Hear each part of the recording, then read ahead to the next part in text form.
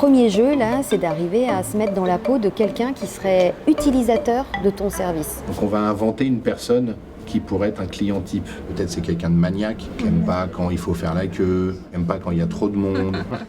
Alors, dans le cadre du projet RTR, la journée hackathon, elle nous permet de faire rencontrer des mentors avec des talents. Donc c'est de mettre des expériences de chefs d'entreprise au service de nos talents pour les aider à prototyper leur offre.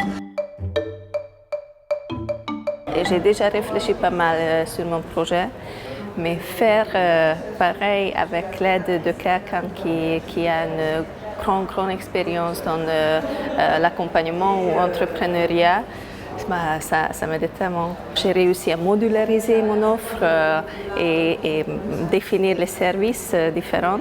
Moi, je suis très contente. Allez, prête ton persona 2.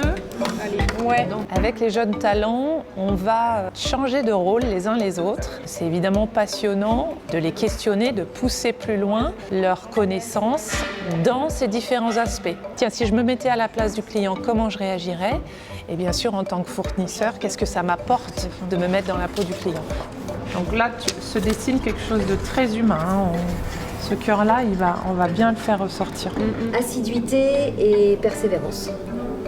On avait vu aussi que tu avais une grande flexibilité, c'est-à-dire que tu sais t'adapter à la demande en face. Jamais dire non, quoi. Toujours réaliser la mission, quitte à modifier le dessin, à l'adapter, quoi. Enfin, le travail.